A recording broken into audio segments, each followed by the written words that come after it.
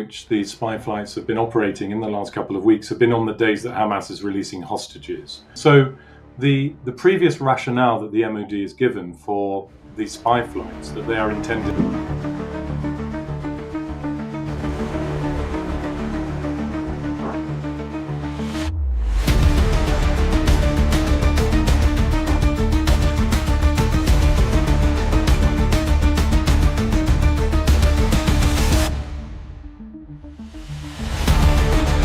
Why does Keir Starmer keep sending spy flights towards Gaza now that there is a ceasefire? And what's even more curious is that Declassified has found that these British spy flights are only going on the days when Hamas is releasing people from captivity. Joining me to discuss this is my colleague Mark Curtis, who's been investigating the story with me. Great to have you with us, Mark. Hi Phil, thanks for having me again. So just to recap then, because this story has been running for many months now, it was back in December 2023 that Britain's then Conservative Defence Secretary, Grant Shapps, announced that the Royal Air Force would start conducting surveillance flights over Gaza, supposedly to help locate hostages. Now, whether that was the real reason is the subject of very valid debate. But we thought once the ceasefire started again last month, that the flights would stop. Hamas had after all agreed to release people it held in captivity, so there'd be no need for surveillance flights to keep looking for them.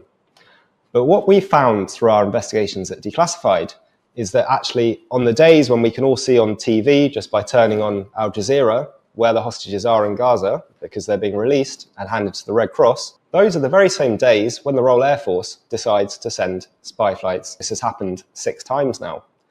So what's really going on? Mark, what do you make of this?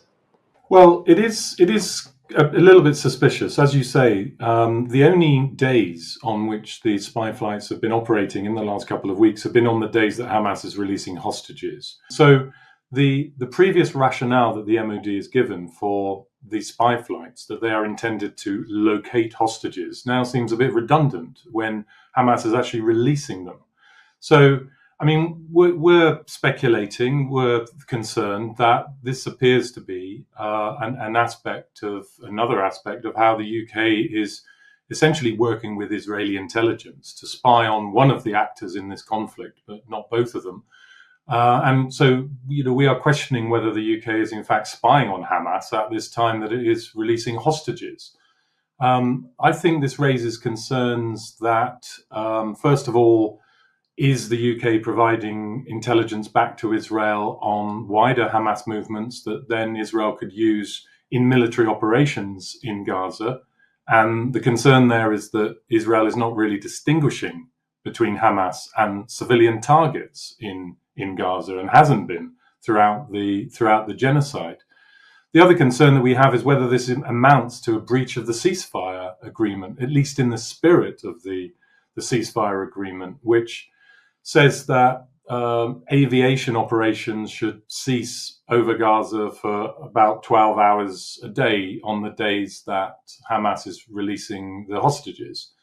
So for the UK to continue those spy flights at that time, it's probably not a technical breach of the ceasefire, but it kind of points to it being a potential breach of the spirit of the ceasefire. And the reason why there was a clause in the ceasefire agreement about restricting aviation movement during the ceasefire, or during the days on which the hostages were released, was to provide assurances that Israel wasn't going to use location data to resume its war in Gaza.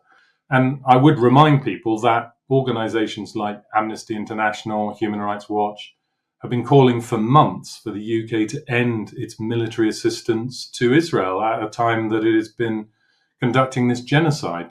So there's a lot of stuff going on behind the scenes that we don't know about. And I think the British public could do with some explanations as to what really is going on. What is the true extent of Britain's military support to Israel?